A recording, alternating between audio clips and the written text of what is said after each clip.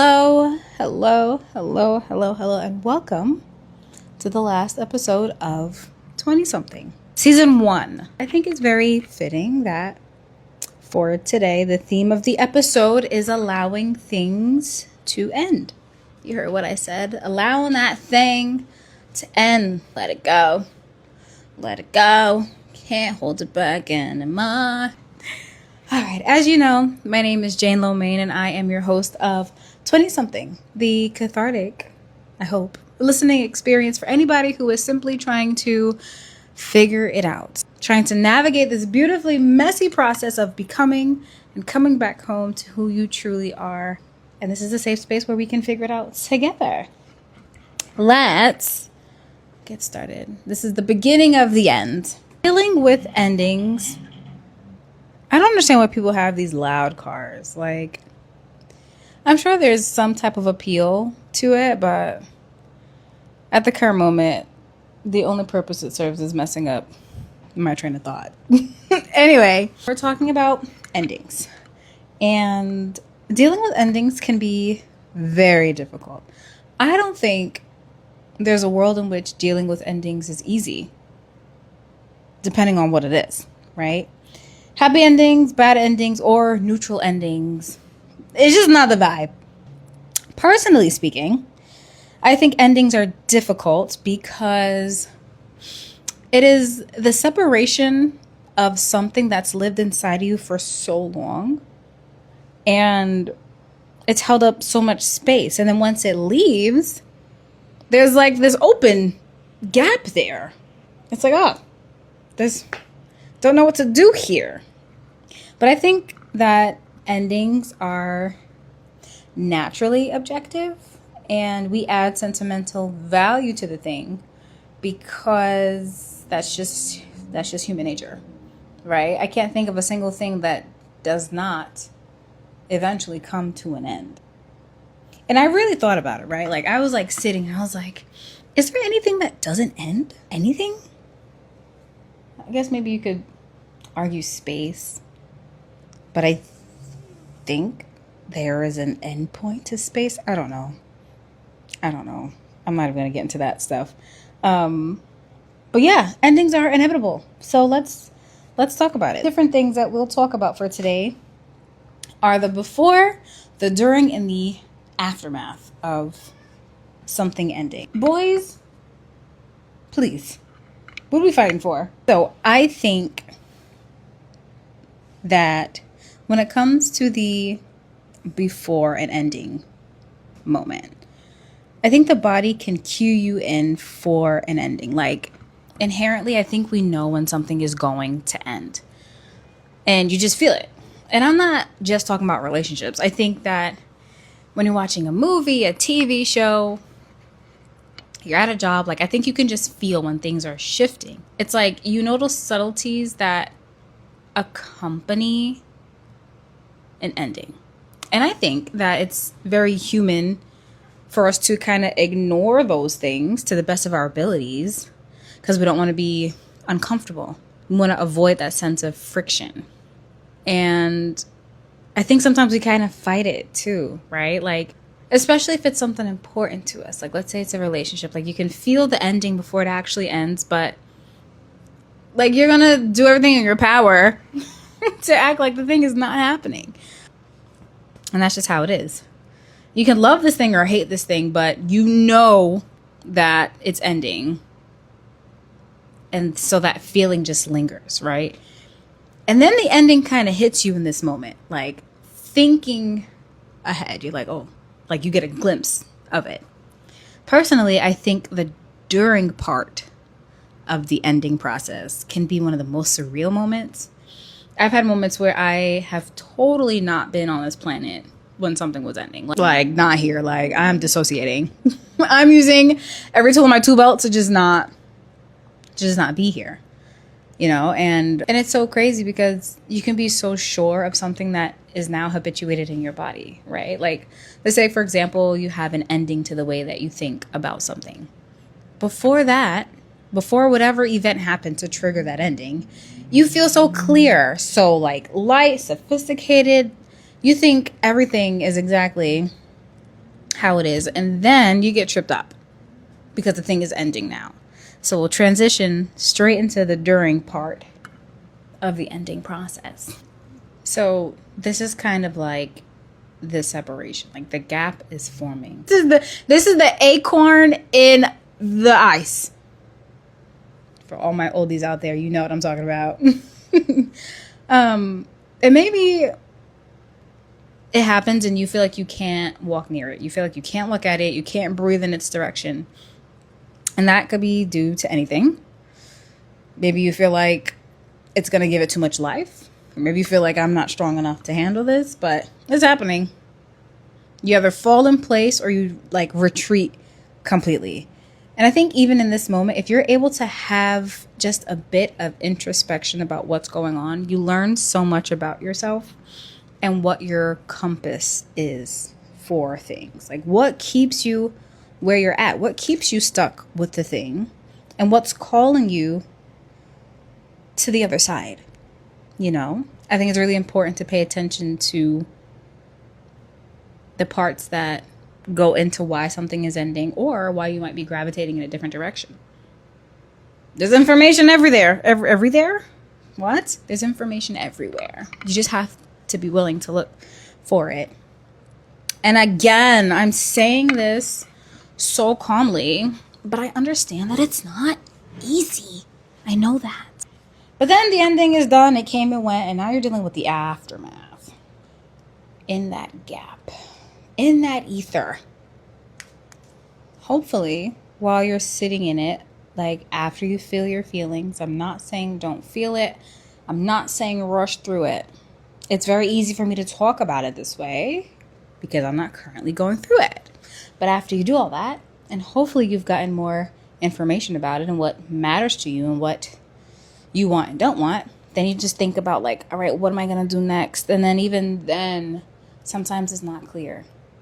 And I think that, personally speaking, if I was ever unclear about something, it's probably because I was so caught up on other perspectives of the thing and rejecting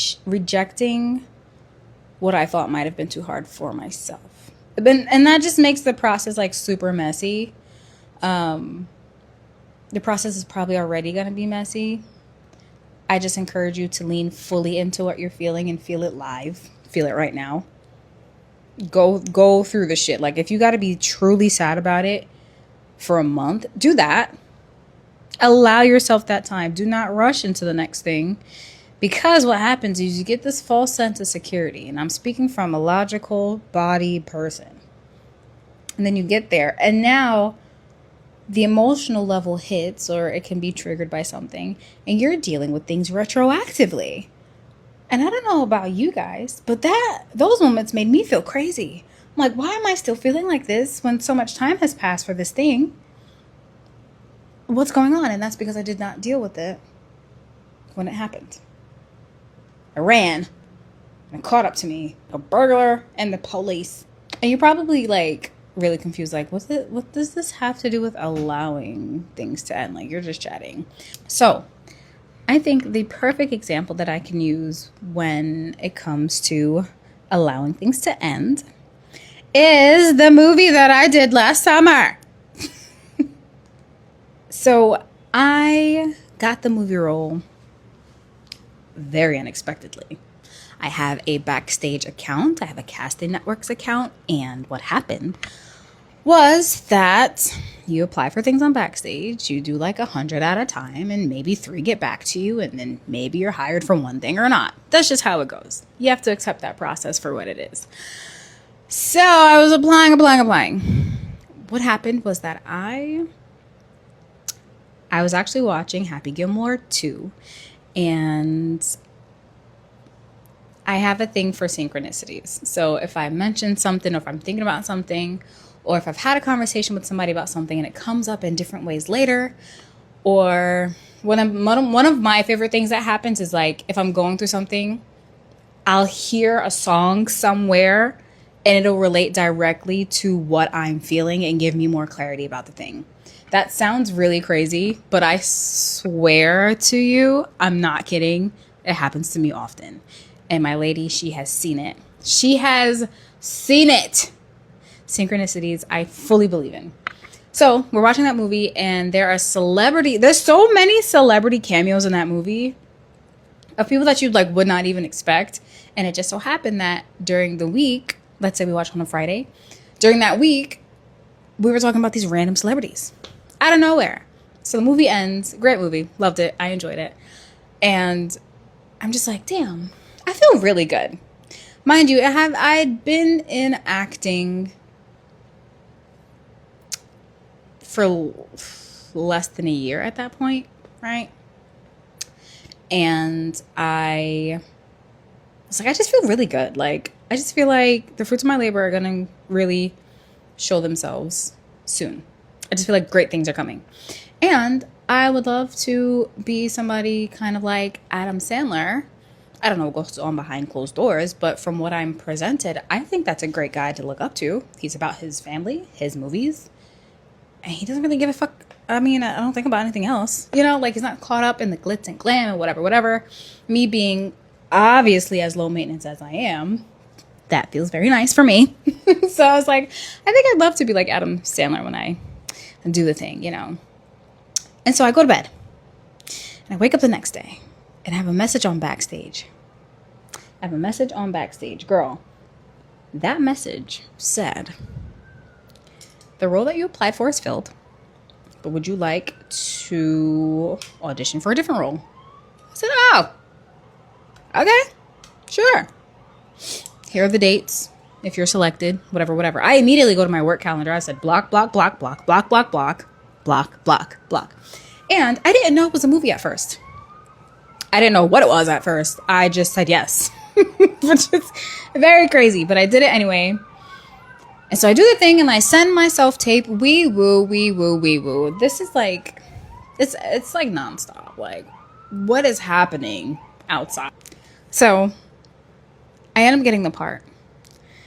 And 3 days later, I look at the script. I'm like, this is kind of long. And I'm with my friends. I'm like, wait, this says feature film. And I'm like, wait, this is a movie? And I'm looking through it. I'm like, oh, I have reoccurring parts and lines. This is kind of importante. Are you coming up here? Hello?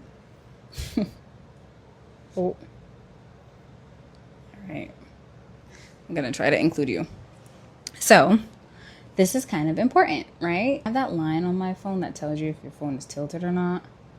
Bitch, it's fucking up my ADHD. I don't actually have ADHD, but like I cannot fucking concentrate if that shit is not straight. All right. See, I'm sorry, kid. You can't be in it because I'm losing my mind. I pet him on the side. Anyway, long story short, I do the movie. And now we're getting to the part about endings. We're getting to the part of the point of the whole episode. That obviously was amazing and felt like a miracle. That was my first acting thing ever. And it was a movie. And people were shocked that I had never done anything ever before in my life, ever. And it was a movie. So you could imagine how I felt after it was done. After we did not have any more days on set. And after we stopped shooting. I was riding on this incredible, optimistic high, which was also coupled with desperation and just a tad bit of delusion. I was like, I could just quit and make it work. The movie's gonna come out soon. Whatever. Completely ignoring things that I know. Completely rejecting the idea that like I have to continue to go to work. Like internally rejecting it. Which is in turn making me angry and depressed. And I would literally like ignore my job and just do self-tapes all day. And I would I can look back and remember the energy that revolved around it. It was like a heated anger mixed with passion and hope and intrigue, and it was just like kind of bad.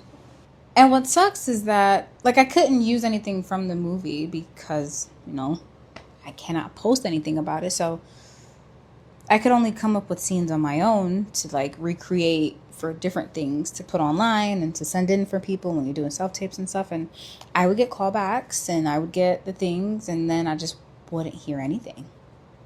And that was extremely disheartening for me. I don't think it was until November that I kind of got over the movie and I was able to hit the reset button.